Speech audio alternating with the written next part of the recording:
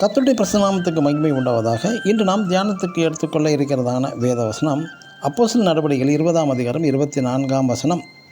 என் ஓட்டத்தை சந்தோஷத்தோடே முடிக்கவும். ஆமென். இன்று இயேசு கிறிஸ்துவுக்காக ஊழியம் செய்கிறேன் என்பார்கள். ஆனால் அவரிடம் தெய்வீக சந்தோஷமோ சமாதானமோ திருப்தியோ நிறைவுடன் காணப்பட மாட்டார்கள்.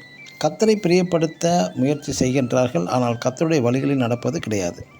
கர்த்தருக்காக ஊழியம் செய்யவும் முடியவில்லை. கர்த்தருக்கு என்று ஊழியம் செய்ய வந்தவர்கள்தான் கர்த்தருக்காக எப்படி வாழ வேண்டும் என்ற தரிசனம் அவர்களிடம் இல்லை. முதலாவது, கர்த்தருக்காக பணி செய்ய விரும்புவது என்பது வேறு. இரண்டாவதாக, கர்த்தருக்காக வாழ விரும்புவது என்பதும் வேறு. கர்த்தருக்காக வாழ விரும்புகிறவன் தான் வாழ்கின்ற விதத்திலேயே அவன் தேவனை பிரியப்படுத்த கவனமாக இருப்பார்கள். கர்த்தருக்காக பணி ஊழியம் செய்ய விரும்புகிறவர்கள் பக்தி என்ற பெயரில் எதையாவது செய்வார்கள். கர்த்தருக்காக வாழ விரும்புகிறவன் தேவ உறவில் நிலைத்திருப்பதையே விரும்புகிறான். தனது குணங்களும் சுபாவங்களும் சிந்தனைகளும் கொள்கைகளும் ஆசைகளும் தேவ உறவுக்கு பாதிப்பு வராத வண்ணம் அதிக கவனமாக இருக்கிறான் அவன்.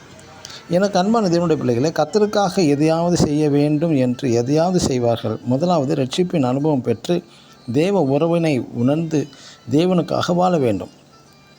நாம் தேவனுடன் அவருக்கு பிரியமான வழிகளில் நடக்கும்போது கிடைக்கும் ஒரு புது அனுபவமே தேவ சமாதானம், தேவ சந்தோஷம் மிகுதியாய் கிடைக்கிறது. பரிசுத்த பவுலுக்கு எவ்வளவோ பாடுகளும் அளவில்லாமல் குவிந்து வந்தது.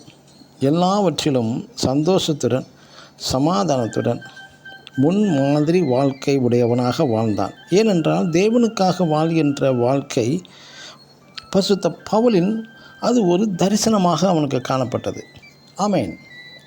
God bless you.